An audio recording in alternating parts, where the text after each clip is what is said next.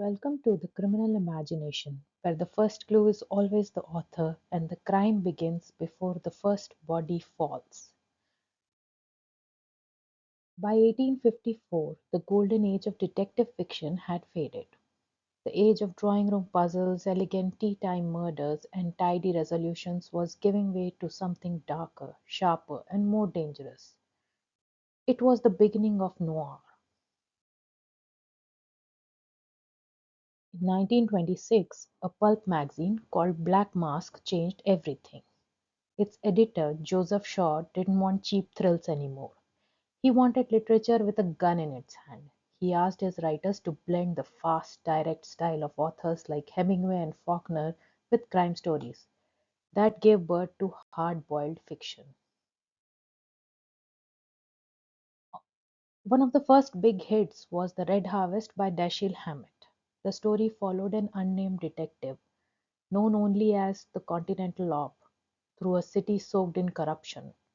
Hammett has once worked as a real Pinkerton detective, and he filled his story with brutal realism.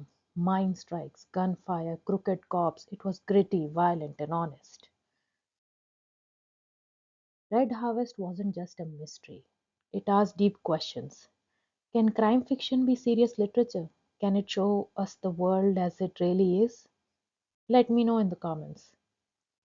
That same year, W. R. Burnett released Little Caesar, the story of a thug rising through Chicago's underworld.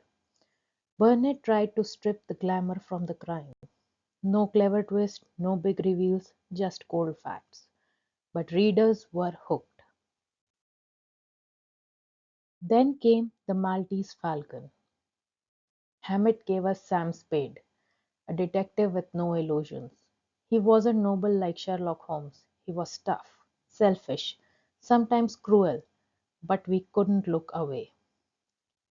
In The Glass Key, Hammett gave us Ned Beaumont, a gambler solving a murder out of loyalty to a crooked politician. The motives were blurry, the friendship strange, and justice was optional. The story felt more like Dostoevsky than Doyle.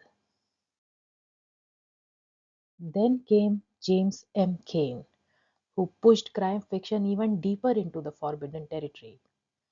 In "The Postman Always Rings Twice", a drifter falls for a married woman.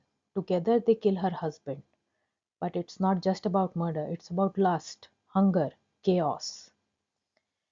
Cain didn't ask who did it, he asked why, and the answer was rarely noble. In Double Indemnity, an insurance man falls for a deadly woman. They plot to fake a suicide. But paranoia takes over. He suspects betrayal, she might be cheating, maybe even plotting to kill him. Cain was inspired by real life crimes. He covered the Ruth Snyder trial in 1927, an affair, a murder, a courtroom packed with reporters. And what he saw, he turned into a dark, seductive fiction. Hard boiled fiction wasn't about solving a puzzle, it was about living with the mess. These were stories of men and women chasing sex, money, revenge, and paying the price. The writing was lean, the emotions raw. Writers like Hammett and Cain made readers wonder, where does crime fiction end and serious literature begins? Maybe in the end, they are not that different. So next time, when you open a detective novel, ask yourself, are you reading a mystery or a mirror? If you enjoyed diving into dark alleys of noir, like, subscribe, and share with a fellow mystery lover. Help us keep the shadows talking. Let me know, what is your favorite noir detective or femme fatale? Why do they still haunt us? Until next time, stay curious, stay careful, and keep your imagination criminal.